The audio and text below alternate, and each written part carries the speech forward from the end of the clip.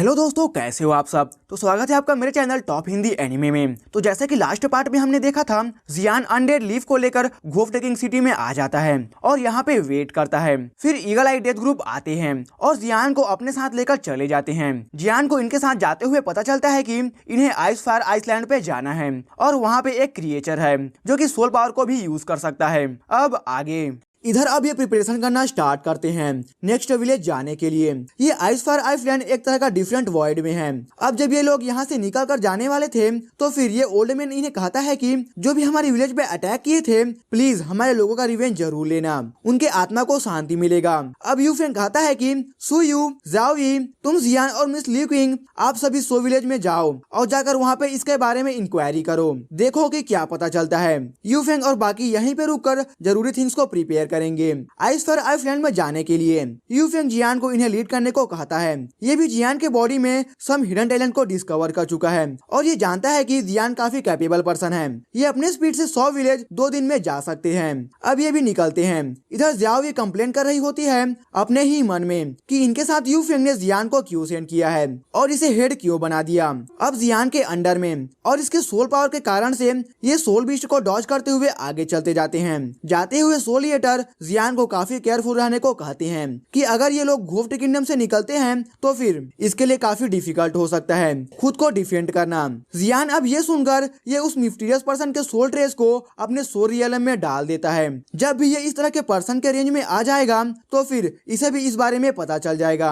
अब थोड़े से सोल पावर को अपने सोल रियलम में डालने के बाद जियान को इसके बारे में काफी कुछ पता चलता है, जैसे कि ये पर्सन घोफ्ट किंगडम से है और इसका वहाँ पे काफी अच्छा पोजीशन भी है। हालांकि इसका वहाँ के हाई लेवल फाइटर से कांटेक्ट नहीं है। जियान इसकी मेमोरी को चेक कर रहा होता है और इसे थोड़ा बहुत समझ में आता है, जैसे कि कुछ टुकड़ों में इसका मेमोरी दिख रहा हो। जियान कहता है कि लगता है कि इनका कोई बंदा वहाँ पे कैद है, शायद उसका नाम लाइट डेविल करके कुछ है। अब ये सुनकर सोल ईटर काफी नर्वस हो जाते हैं। इस तरह से इनके बिहेव करते देखकर ये भी काफी सरप्राइज है। जियान भी पहली बार ही इन्हें इस तरह से देख रहा है। सोल ईटर जियान को कहते हैं कि जब तुम्हारा पावर एक सर्टेन लेवल पे चला जाएगा तो फिर मैं तुम्हें इस बारे में, अपने बारे में, गोल्डन ड्रैगन किंग के बारे में और जियाओ क्लान के सीक्रेट के बारे में, इन सब के बारे में बताऊंगा। मैं अपना पूरा कोशिश करूंगा कि तुम्हारा पावर काफी फास्ट इम्प्रूव हो सके। जियान 100 विलेज के लिए निकल गया था। इस विलेज में टोटल 2000 लोग हैं और ये विलेज भी सी के किनारे है। यहाँ इस विलेज में फॉग भी टाइम टू टाइम आता है। यहाँ पे विलेज के सभी लोग एक साथ खड़े होते हैं एक अल्टर के पास में और इस अल्टर पे 3 लोग हैं और ये भी सेम एनिमी है। जो इनका बॉस है ये एक थ्रोन पे बैठा है। विलेज हेड कहता है हम तुम्हारे डिमांड्स को एक्सेप्ट नहीं करने वाले हैं, फिर चाहे जो भी क्यों न हो जाए। एक बंदा यहाँ पे सभी से कहता है बॉस अगर ये बात नहीं मान रहे हैं तो फिर इन सभी को खत्म कर दो। ये लोग अब एक के बाद एक लोगों को किल करना स्टार्ट करते हैं। विलेज चीफ अपने लोगों को मरता हुआ देखकर ये भी काफी टेंस हो जाता है। ये सब देख नहीं पाता। अब विलेज चीफ कहता है कि मैं तुम सबको सिर्फ हवाई ग्रुप को चकमा देने में ही हेल्प कर सकता हूँ। अब बाकी तुम उन्हें कैच कर सकोगे या फिर नहीं, इससे हमारा कोई भी लेना देना नहीं है। ये सुनकर इविल पर्सन कहता है कि तुम्हें ये डिसीजन पहले से ही ले लेना चाहिए था, इतने लोग मारे नहीं जाते। विलेज चीफ अब जियान के ग्रुप को इनके जाल में फंसाने में इनका हेल्प करने वाले हैं। अब ये 3 लोग जाकर छिप जाते हैं इस विलेज के बाहर। यहाँ पे एक पर्सन अपने बॉस से कहता है कि क्या इन्हें छोड़ना सही है। इस पे ये कहता है कि इससे कोई फर्क नहीं पड़ता। ये लोगों को पता है कि अनडेड लीफ इनके ग्रुप में से ही किसी एक के पास है, मगर किसके पास है ये नहीं जानते।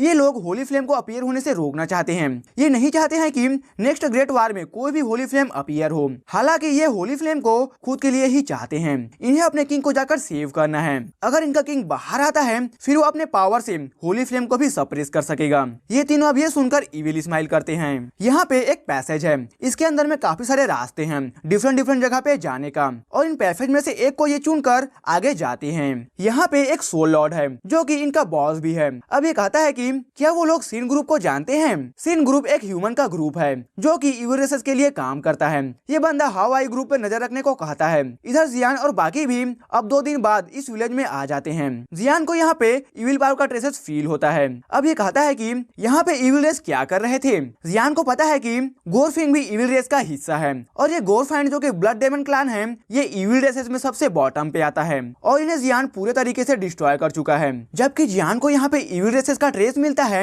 फिर इसका मतलब है कि इनसे पावरफुली कोई क्लान होगा इविल रेस में। इस कारण से जियान भी काफी केयरफुल है। हवाई टीम और 100 विलेज ओल्ड फ्रेंड्स हैं। जबकि ये यहाँ पे है तो फिर इन्हें वेलकम करने के लिए एक ओल्ड मैन यहाँ इनके पास आता है। जियान यहाँ पे इस टाइम पे काफी केयरफुल है सुयू को देखकर। ओल्ड मैन कहता है कि इस बार तुम लोग सही टाइम पे आए हो। आइस फायर आइसलैंड का एंट्रेंस भी कुछ ही दिन में ओपन होगा। ओल्ड मैन सभी को टी के लिए पहले तो ऑफर करता है। 100 विलेज दूसरे प्लेसेस से काफी दूरी पे है, इस कारण से यहाँ पे कुछ प्रोडक्ट्स नहीं आ पाते हैं। तो फिर जब भी हवाई टीम यहाँ पे आते हैं फिर ये इनके लिए कुछ लेकर आते हैं, जो कि ये इनसे बदले में कुछ इन्फॉर्मेशन भी ले लेते हैं। ओल्ड मैन इन्हें एक अल्टर के पास लेकर आता है और यहाँ पे एक सर्कल है। ये कहता है कि हर बार एंट्रेंस यहीं पे ओपन होता है, तो इस बार भी ये यहीं पे ही होगा। सुयू अब दूसरे को कहता है कि ठीक है आओ आकर देखते हैं। हालांकि इनके साथ ओल्ड मैन आगे नहीं जाता है। इधर जियान भी थोड़ा बहुत गेस कर लेता है और ये काफी केयरफुल भी है। इसका सोल पावर और इसका एनर्जी इसके बॉडी में रेडी है, अगर कुछ भी होता है तो फिर उससे डील करने के लिए।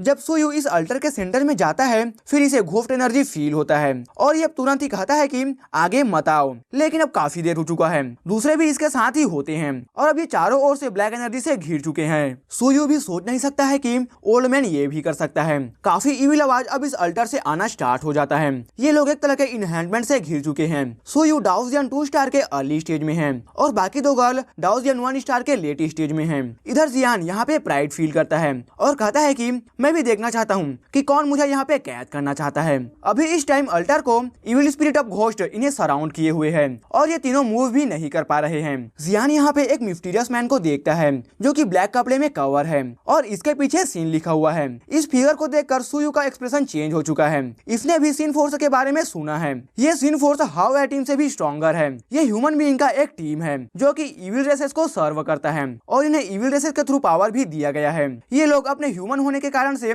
इसका फायदा उठाते हैं और ये दो वर्ल्ड के बीच में फ्रीली एंटर कर सकते हैं और इविल रेस के लिए काम भी। जियान ये सुनकर कहता है कि ये अनडेड लीफ के लिए ही आए होंगे। सोलिएटर भी कहते हैं बी केयरफुल, ये सीन फोर्स में सबसे वीकेस्ट है। ये डाउजियन 1 स्टार के लेट स्टेज में है। अब ये पर्सन जियान की ओर देखकर कहता है कि तुम्हारे पास कोई ना कोई ट्रेजर हो सकता है। ये कहता है कि अनडेड लीफ को हमें दे दो नहीं तो फिर मरो। जियान कहता है कि मेरे पास ये थिंग नहीं है और अब ये अपने 7th लेयर को रिलीज करता है। जियान इसे चांस भी नहीं देता अटैक करने के लिए। अब ये पर्सन अपने हाथों को मूव करता है और जियान के अटैक को डिफ्लेक्ट करता है। जियान जब से इमॉर्टल लेवल पे आया है और जब भी ये इस 7th लेयर टेक्निक को यूज करता है इसे फील होता है कि इसके पावर के साथ अब ये टेक्निक भी उतना यूजफुल नहीं है। इसे अब पावरफुल कोई रूरल टेक्निक ढूंढना होगा। तुरंत ही जियान 1 finger in the sky call करता है। ये देखिए पर्सन अब कुछ इनहैंसमेंट को करना स्टार्ट करता है। काफी ज्यादा डार्कनेस कंडेंस होना स्टार्ट होता है और अब ये एक डार्क नाइट में बदल जाता है और इसके हाथ में एक स्वॉर्ड भी है। अब ये जियान की ओर पॉइंट करता है। दोनों अब एक दूसरे से फाइट में कोलाइड करते हैं। फिर ये दोनों एक दूसरे से पीछे हटते हैं। ये डार्क नाइट भी डाउजियन 1 स्टार के लेट स्टेज में है। सुयू भी इसे देखकर कहता है कि जियान का कंडीशन ठीक नहीं लग रहा है इसके अगेंस्ट में। हालांकि तुरंत ये देखता है कि जियान के बॉडी में एनर्जी काफी फास्ट और स्ट्रॉन्गर गैदर होना स्टार्ट हो रहा है। ये तीनों अभी फंसे हुए हैं और एक दूसरे से बात कर रहे हैं। जियान अब अपने सीलिंग टेक्निक का यूज करता है। Blood demon devouring mountain sky से काफी बड़ा सा करीबन 100 मीटर का एक स्टोन टैबलेट निकलकर इस सीन गार्ड पे आकर गिरता है। इसका सप्रेशन का पावर डाउजियन 1 स्टार के लेट स्टेज में है। इविल गार्ड अपने इविल पावर से इसे रेजिस्ट करने का पूरा ट्राई करता है। इधर जियान तुरंत ही अपने होली फ्लेम को समन करता है। सुयू और बाकी की नजरों में ये फ्लेम सिंपली एक ऑर्डिनरी फ्लेम है क्योंकि जियान इस टाइम पे अपने सोल पावर से इस फ्लेम को हाइड कर देता है और इसे एक ऑर्डिनरी फ्लेम के जैसा ये लगे वैसा बना देता है, लेकिन रियल में ये एक होली फ्लेम है। इधर ये इविल गार्ड समझ जाता है कि ये होली फ्लेम है, मगर ये देखता है कि एक नहीं बल्कि दो होली फ्लेम है। इसके पावर के साथ अब इसका सोर्स ऑफ इविल भी काफी डैमेज होता है, जबकि इसका सोर्स डैमेज हो चुका है। फिर अब ये स्टोन टैबलेट के पावर को रेजिस्ट नहीं कर सकेगा। ये इविल गार्ड जानता है कि ये होली फ्लेम्स के पावर के आगे टिक नहीं सकेगा जब तक कि कोई किंग ना आ जाए इविल रेसेस से। कोई भी होली फ्लेम के पावर को रेजिस्ट नहीं कर सकता है। ये कम्प्लीटली अब स्टोन टैबलेट के अंडर में सप्रेस हो चुका है और इसका अब इविल स्क्रीम भी सुना जा सकता है। इसके सप्रेस होने के बाद सुयू और बाकी भी फ्री हो जाते हैं। अब ये जियान को थैंक्स कहता है। लियू किंग कहती है कि इस जैसे बंदे से हम कैसे डील करें। ये सोचते हैं कि अगर ये यहाँ पे है तो फिर इसके साथ और भी हो सकते हैं। अभी जियान का एक्शन सुयू के ट्रस्ट और रिस्पेक्ट को गेन कर चुका है। लिन क्विंग भी कहती है कि कैप्टन यू फेंग यहाँ पे नहीं है। अगर हम स्ट्रॉन्गर एनिमी से फाइट करते हैं तो फिर हमारे सर्वाइव करने का चांस भी कम हो जाएगा। जब तक ये डाओजियन 2 स्टार के लेट स्टेज के पावर हाउस से डील ना करें तो फिर ये ठीक रहेंगे। इनके बातों को सुनकर जियान कहता है कि क्या तुम सब मेरे आइडेंटिटी को भूल चुके हो। इसकी बातों को सुनकर अब ये भी हंसते हैं। जियान यहाँ पे कहता है कि मैं इसके मेमोरी को चेक करता हूँ, देखते हैं कि क्या पता चलता है। इधर ये पर्सन कहता है कि बच्चे तुम क्या करना चाहते हो, मैं एक इविल गार्ड हूँ, अगर मुझे कुछ भी हुआ तो फिर मेरा टीम तुम्हें नहीं छोड़ने वाला है। इविल गार्ड अब समझ चुका है कि ये अब कहीं भी भाग नहीं सकेगा और न ही इसके पास कोई और रास्ता है। अब ये जोर से चिल्लाता है। ये सुनकर लिu किंग कहती है कि ये खुद को डिस्ट्रॉय कर यहाँ से भागना चाहता है, ऐसा मत होने दो। हालांकि ये कर पाना जियान के सामने, जिसका सोल पावर काफी ज्यादा है, इसके लिए मुश्किल हो सकता है। जियाओ इधर जियान को देखकर कहती है कि डोंट मेक नॉइज, ये अपने सोल पावर से इसके मेमोरी को चेक करने वाला है। इधर जियान अपने सोल पावर को इस इविल गार्ड के माइंड में डालना स्टार्ट करता है। जियान इसके माइंड में एक ब्लैक बीम ऑफ लाइट को देखता है। इससे ज्यादा फ्लक्चुएशन तो नहीं आ रहा था, मगर जियान इसे चेक करता है। ये ब्लैक बीम ऑफ लाइट भी स्ट्रॉन्ग है। इसे देखकर अब जियान कहता है कि मैंने अपने ब्लड रिवर बेल को अभी तक चार्ज नहीं किया है। जियान कहता है कि अगर तुम थोड़ा सा भी इविल पावर को एब्जॉर्ब नहीं करोगे तो फिर तुम्हारा टाइटल बेकार चला जाएगा। अब ब्लड रिवर बेल जियान के हाथ में आता है। इधर सोल ईटर भी अपने ऑरा को रिलीज करते हैं ताकि इनके घोफटली ऑरा के अंडर में इस बेल का ऑरा हाइड हो सके। इधर ये बेल अब एक तरह का साउंड प्रोड्यूस करता है और अब ये इस इविल फोर्सेस को अपनी ओर खींचता है और डिवोर करता है। इस ब्लैक बीम ऑफ लाइट के जाने के बाद जियान इस इविल गार्ड के माइंड तक चला आता है। अब 10 मिनट तक इसके माइंड में जाने का ट्राई करने के बाद जियान कहता है कि इसके माइंड में कोई सील लगा दिया है, मैं इसे ब्रेक भी नहीं कर पा रहा हूँ। जियान का अभी सोल पावर उतना नहीं है कि इस तरह को सील को ये ब्रेक कर भी सके। अभी ये इविल गार्ड बेहोश हो चुका है, जबकि जियान इसके माइंड में एंटर किया हुआ था। जियान अपने आंखों को खोलता है और इन्हें सब कुछ बताता है कि ये लोग पूरे 3 हैं। लिu किंग कहती है कि क्या कोई प्रॉब्लम है क्या। इस पे जियान कहता है कि एक को हमने कैच कर लिया है, इसका पावर डाओजियन 1 स्टार के लेट स्टेज में है और दूसरे का डाओजियन 2 स्टार के लेट स्टेज में है और तीसरे का डाओजियन 3 स्टार के लेट स्टेज में है। जियान के कहते ही ये लोग भी काफी सरप्राइज होते हैं। अब ये भी समझ चुके हैं कि जियान इतना चिंता में क्यों था। सुयू भी कहता है कि हमें इससे डील करने के लिए हमारा पूरा टीम चाहिए होगा। ये सोचते हैं कि ये इन दोनों से एक साथ फाइट नहीं कर सकेंगे, इन्हें 1 बाय 1 इन्हें कॉल कर फाइट करना होगा, नहीं तो फिर ये काफी ट्रबल में भी जा सकते हैं। पहले ये डाओजियन 2 स्टार के लेट स्टेज के इविल गार्ड को कॉल कर डिफीट करने का सोचते हैं। सुयू कहता है कि मैं इस पे अटैक करूंगा, तुम मुझे सपोर्ट करना। जियान कहता है कि चिंता मत करो, मेरे पास एक स्क्रॉल है फॉर्मेशन का जो कि इस पर्सन को ट्रैप कर सकता है। जियान कहता है कि अगर वो 2 स्टार डाओजियन लेवल पे है तो फिर उस पे सेम लेवल का फाइटर फाइट करे तो फिर जाकर उसे डैमेज भी होगा। जियान के पास अभी कोई भी फॉर्मेशन स्क्रॉल नहीं है। जियान फॉर्मेशन को अपने स्पिरिचुअल पावर से क्रिएट करता है, लेकिन खुद के बारे में ये ज्यादा इन्हें बता भी नहीं सकता है, तो ये अभी एक स्क्रॉल को क्रिएट कर लेगा फॉर्मेशन का। जबकि इसका इतना ज्यादा स्पिरिचुअल पावर है तो फिर ऐसा कर पाना भी कोई डिफिकल्ट नहीं है। सिर्फ 1000 कोर इंक्रिप्शन काफी है एक डाओ डी 1 स्टार के पर्सन को ट्रैप करने के लिए। लेकिन अगर कोई एक डाओजियन 1 स्टार के पर्सन को अपने फॉर्मेशन में फंसाना चाहता है तो फिर उसके पास 10,000 कोर इंक्रिप्शन होना चाहिए, और अगर 2 स्टार डाओजियन को फंसाना चाहते हो तो फिर उसके पास 20,000 कोर इंक्रिप्शन होना चाहिए। और अगर डाओजियन 2 स्टार के लेट स्टेज के फाइटर को अपने फॉर्मेशन में कैद करना है तो फिर 26,000 कोर इंक्रिप्शन चाहिए होगा। जियान भी इधर अपने एरे कल्टीवेशन पे ज्यादा ध्यान नहीं दे रहा है। जब से मु यिंग ने खुद को सेक्रीफाइस किया है, जियान का सोल पावर और साथ ही स्पिरिचुअल पावर भी काफी इंक्रीज किया है। जब जियान का नेटल इंक्रिप्शन का पावर काफी ज्यादा है, अब ये प्लान करते हैं कि ये डाओजियन 2 स्टार के लेट स्टेज के बंदे को यहाँ पे लाकर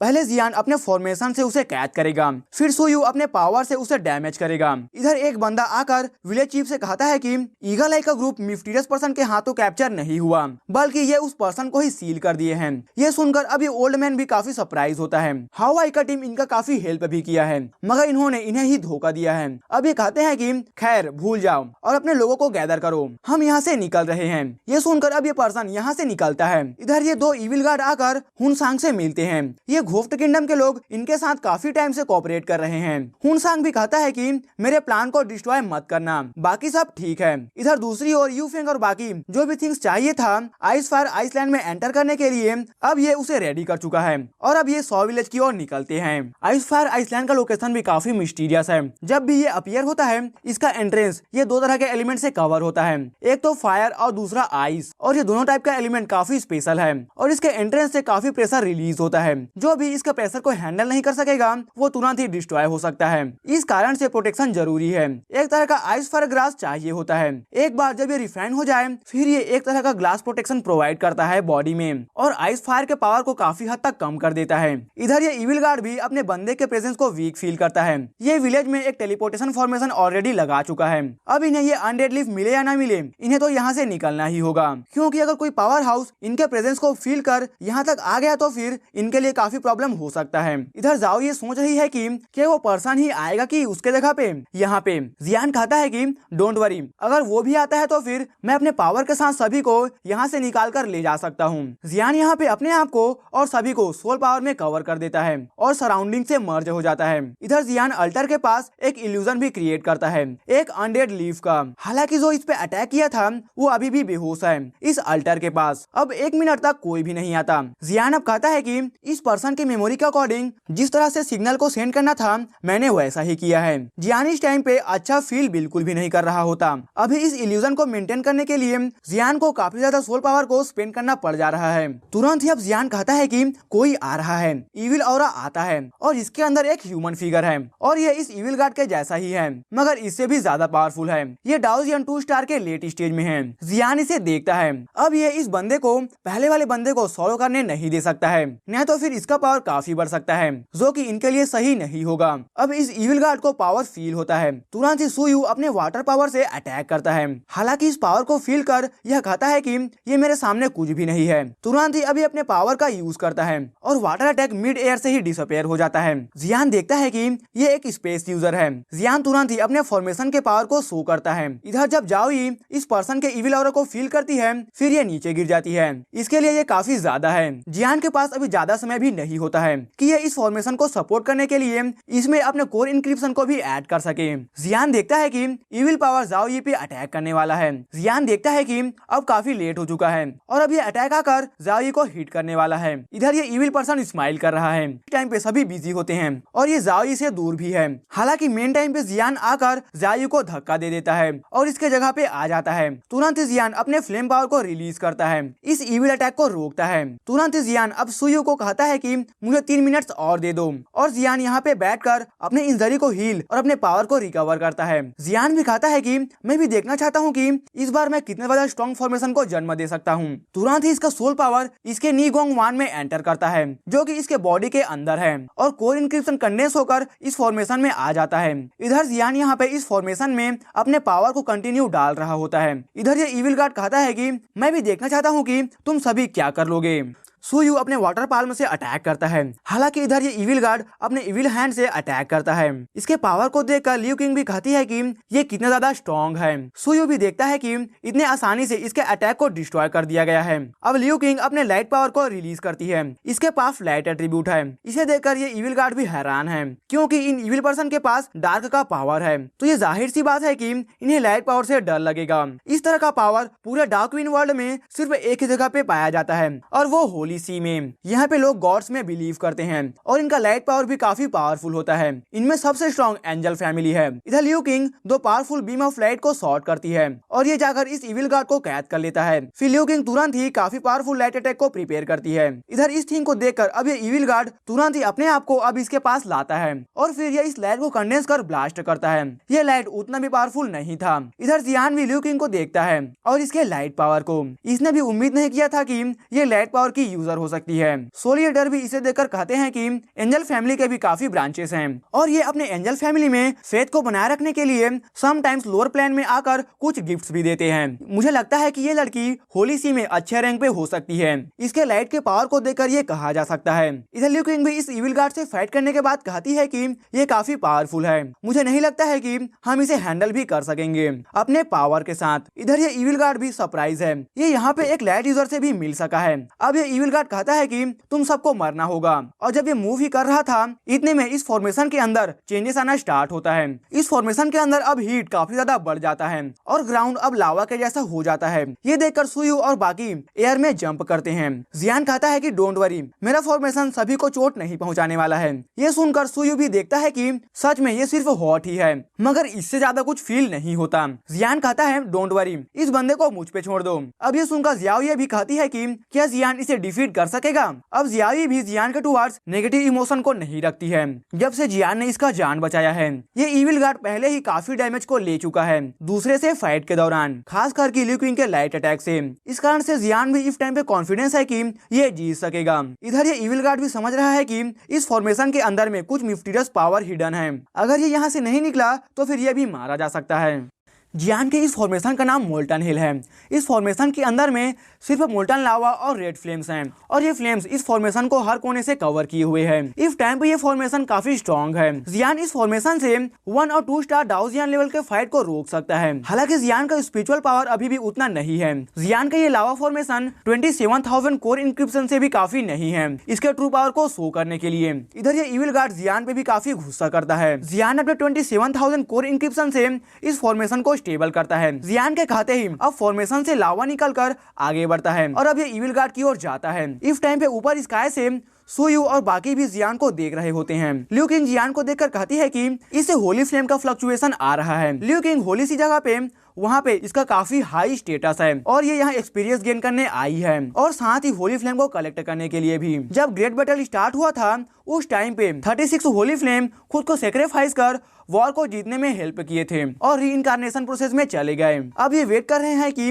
कोई इनका मास्टर आए और इन्हें अपना बना ले। इधर जियान इस टाइम पे अपने सोल पावर, स्पिरिचुअल पावर और होली फ्लेम का पावर को यूज कर रहा है और इसके कारण से काफी ज्यादा इसे एनर्जी को कंज्यूम करना पड़ रहा है। जियान का हकाई फ्लेम उतना पावरफुल नहीं है लेकिन एक इंजोर इविल गार्ड को किल करने के लिए ये काफी है। जियान फील कर सकता है कि ये डाओ जियान 1 स्टार के इनिशियल लेवल के पीक पे चला गया है। जब ये मिडिल स्टेज में आ जाएगा फिर ये फाइटिंग स्पिरिट को एब्जॉर्ब कर सकेगा और तब ये डाओ जियान 1 स्टार से ब्रेक थ्रू भी कर सकेगा। इस टाइम पे इविल गार्ड लिu किंग के लाइट पावर से काफी इंज्योर था और अब ये होली फ्लेम के पावर को हैंडल नहीं कर पाता। दोनों इविल गार्ड जियान के हाथों ही मारे जा चुके हैं। इधर दूसरी ओर इविल गार्ड जो कि अनग्राउंडेड पैसेज में है ये कहता है कि दोनों इविल गार्ड के पावर को मैं फील नहीं कर पा रहा हूँ और ना ही उनके सोल पावर को। इधर यू फेंग आ रहा होता है और ये दूर से 100 विलेज को देखता है और कहता है कि कुछ गड़बड़ है। ये विलेज से ज्यादातर स्मोक आता है, कुकिंग स्मोक का, मगर इस टाइम पे ये विलेज काफी शांत है। यू फेंग और बाकी अपने स्पीड को इंक्रीज करते हैं। इधर अल्टर के पास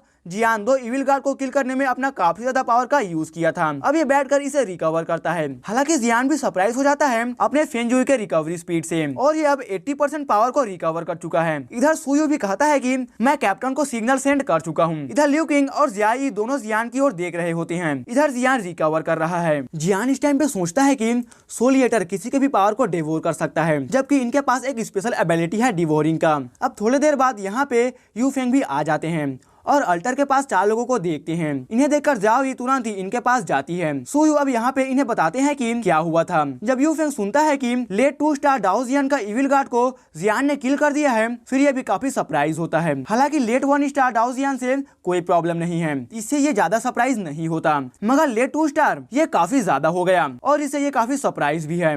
इतने में यहाँ पे इन दोनों इविल गार्ड का कैप्टन आता है और अब ये कहता है कि तो तुमने मेरे बंदों को किल किया है। ये फिगर काफी फास्ट इधर अंडर मूव करता है और इसका लोकेशन का पता लगाने भी काफी डिफिकल्ट है। तुरंत इन सभी को काफी फियर फील होता है। इधर यू फेंग कहता है कि अपने पावर को रिलीज करो, हम इससे डील करेंगे। फिर सुयू और लैंड मंकी दोनों अपने पावर को रिलीज करते हैं। एक वाटर टाइप है तो दूसरा अर्थ टाइप है। ये देखकर अब ये इविल पर्सन कहता है कि तो तुम मुझे किल करना चाहते हो। मिडिल स्टेज 3 स्टार डाओ जियान और लेट स्टेट 2 स्टार डाओ जियान मिलकर ये इविल पर्सन भी ब्लैक कपड़े से कवर है और इसका फेस भी देख पाना डिफिकल्ट है। इधर जियान भी इस पर्सन को देखता है और ये भी कहता है कि एक 3 स्टार इमोर्टल को मैं कैसे सप्रेस कर सकूंगा, मैं अभी 1 स्टार पे ही हूँ। जियान के रीच से ये बंदा अभी भी काफी दूर है। ये इविल गार्ड के ऊपर इविल इनवॉय आते हैं जो कि इविल गार्ड से भी स्ट्रॉन्ग होते हैं। सोल ईटर भी कहते हैं कि अभी कुछ भी मत करो, पहले इन लोगों के पावर को देख लो कि ये कितने ज्यादा माहिर हैं। अगर तुम इनके साथ फायर आइसलैंड जाना चाहते हो तो फिर सोल ईटर कहते हैं जब तुम इस आइसलैंड पे जाओगे फिर तुम्हारा पावर भी काफी इंक्रीज करेगा। इस इविल पर्सन के ऑरा के कारण से अब पूरा सराउंडिंग ही कोल्ड हो जाता है। यू फेंग के टीम में थंडर एलिमेंट का एक यूजर है और ये डाओ जियान 2 स्टार के लेट स्टेज में है। इधर ये इविल पर्सन अपने आइस सिल्क को और ज्यादा इंक्रीज करता है। अब इसका थिकनेस भी बढ़ता है। ये देखकर सुयू लैंड मंकी को कहता है कि क्या कर रहे हो, अपने पावर को इंक्रीज करो। जब कोई एक इमोर्टल लेवल पर चला जाता है फिर उसका पावर कितना ज्यादा स्ट्रॉन्ग होगा या नहीं ये उसके डोमेन स्किल और उसके फाइटिंग स्पीड पे डिपेंड करता है। अब ये इविल पर्सन कहता है कि अब मेरे आइस डोमेन को फील करो सभी। तुरंत ही अब आइस पावर और कोल्ड चारों ओर फैलना स्टार्ट करता है। इधर आइस फायर आइसलैंड का भी एंट्रेंस ओपन होने वाला है कुछ ही देर में। तुरंत ही अब यूफेंग का बॉडी क्यान हेरिसेन से भर जाता है। यूफेंग अब पूरे तैयारी में अपने हेरिसेन से अटैक करने को रेडी है। अब इधर थंडर स्नेक भी रेडी है अटैक करने को। इस थंडर स्नेक से काफी ज्यादा थंडर पावर को फील किया जा सकता है। सुयु भी रेडी है अपने वाटर एलिमेंट से अटैक करने को। ये अपने वाटर को काफी कंप्रेस कर चुका है और लैंड मंकी भी अपने अर्थ एलिमेंट के साथ रेडी है। सुयु और लैंड मंकी एक दूसरे को देखते हैं। ये दोनों अपने टीम को डिफेंस ही प्रोवाइड करने वाले हैं। अब इन चारों का पावर जाकर इस आइस इविल पर्सन के पावर से कोलाइड करता है। यूफेंग और थंडर स्नेक का पावर जाकर अब इविल पर्सन के आइस एरो से कोलाइड करता है। कोलिजन के समय में कुछ आइस एरो निकल कर दूसरे की ओर भी जाते हैं, जैसे कि जियान की ओर। हालांकि जो डिफेंस कर रहे हैं लैंड मंकी, ये इन अटैक्स को आने से रोकते हैं। इनका टीम वर्क भी काफी सही है। इधर अब ये वापस से फोकस करता है इविल पर्सन पे। एक 3 स्टार इमोर्टल का अटैक और इसे एक 5 स्टार का इमोर्टल रोके तो फिर काफी डिफिकल्ट हो सकता है। इधर लैंड मंकी का डिफेंस इविल पर्सन के आइस एरो को ज्यादा देर तक होल्ड नहीं कर पाता और इसका डिफेंस भी टूट जाता है। इसके मुंह से काफी ब्लड भी आता है। इधर जियान भी इनके अटैक को देख रहा होता है। जब सुयु डिफीट हो जाएगा तो फिर जियान को एक्शन लेना पड़ जाएगा। जियान देखता है कि सुयु का वाटर वॉल अब इन आइस एरो से पेनिट्रेट हो रहा है। अब ये कुछ कर भी नहीं पा रहा है। जियान कहता है कि मैं आता हूँ हेल्प करने के लिए। ये सुनकर अभी सरप्राइज है। जियान इनके लिए काफी इंपॉर्टेंट है। जब ये आइस फायर आइसलैंड पे जाएंगे तो फिर इन्हें जियान का काफी हेल्प लगेगा। जियान आगे जाता है और अब ये अपने होली फ्लेम फायर हार्ट का यूज करता है। इसके आते ही जियान इस आइस एरो को डिस्ट्रॉय कर देता है। होली फ्लेम के कारण से ये आइस भी अपने पावर को ज्यादा देर तक मेंटेन नहीं कर पाता है। इधर ये फील कर इविल पर्सन भी सरप्राइज है जियान के फ्लेम से। इविल रेसर्स का फिलहाल तो एक ही काम है कि ये होली फ्लेम को सर्च करें और इसके पावर को सप्रेस करें, नहीं तो फिर इसे डिस्ट्रॉय करें ताकि किसी को भी ये मिल ना सके। इधर थंडर स्नेक कहता है कि यूफेंग तुम एक विंड यूजर हो और तुम अपने स्पीड का फायदा उठा सकते हो एनिमी के करीब जाकर हिट करने का। मैं इसे बिजी रखता हूँ। इधर इविल पर्सन अब अनडेड लीफ में इंटरेस्ट को खो देता है। अब जबकि इसके सामने एक होली फ्लेम यूजर है तो फिर हालांकि ये कहता है कि अभी सबसे इम्पोर्टेंट काम है कि वापस जाकर होली फ्लेम के बारे में रिपोर्ट करना। फिर ये आकर जियान को किल कर होली फ्लेम को सप्रेस करेगा। अब ये तुरंत यहाँ से चला जाता है। ये देखकर अब बाकी भी सोचते हैं कि ये अचानक से क्यों चला गया। अब यूफेंग का टीम थोड़ा शांत होता है और ये अपनी इंजरी को चेक करते हैं। इस फाइट में ये जियान के एक्शन से काफी सरप्राइज थे। ये समझ चुके हैं कि जियान सिर्फ एल्केमिस्ट ही नहीं है जो सिर्फ मेडिसिन को रिफाइन ही करना जानता है, ये भी फाइट कर सकता है और ये फाइट में भी काफी अच्छा है। इविल पर्सन के जाने के बाद अब सभी अपने पावर को पहले तो रिकवर करते हैं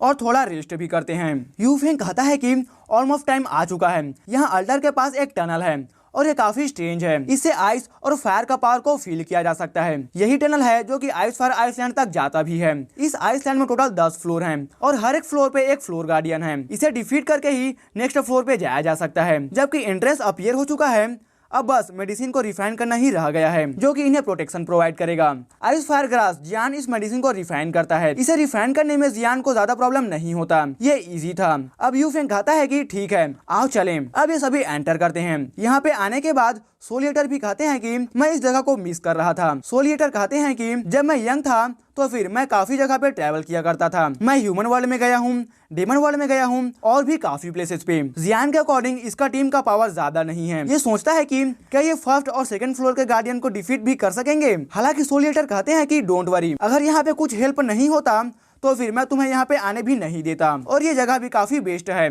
तुम्हारे पावर को फास्ट इंक्रीज करने के लिए। यहाँ इनके सामने ये जगह भी काफी स्ट्रेंज दिखता है, फायर एंड आइस। हालांकि इनके पास फायर आइस ग्रास का प्रोटेक्शन है, मगर फिर भी इन्हें केयरफुल रहना होगा। यहाँ का फायर और आइस पावर भी एक तरह का पॉइजनस है। कोई यहाँ पे ज्यादा समय के लिए रहता है तो फिर वो इसे अफेक्ट भी हो सकता है। यूफेंग कहते हैं कि ये जगह काफी डेंजरस है, तुम जो भी यहाँ पे देखोगे उसे पाना डिफिकल्ट है। यहाँ इन्हें फर्स्ट और सेकंड फ्लोर पे कुछ फेमिलियर फ्लक्चुएशन फील होता है और ये आइसयूल पर्सन से भी ज्यादा पावरफुल और रहा है। और इसके साथ ये एपिसोड यहीं पर खत्म हो जाता है। इस पार्ट के लिए इतना ही दोस्तों, आगे का स्टोरी हम नेक्स्ट पार्ट में देखेंगे। कमेंट में मुझे जरूर बताना कि आपको ये एपिसोड कैसा लगा और वीडियो अच्छा लगा हो तो वीडियो को लाइक और चैनल को सब्सक्राइब जरूर से कर लेना।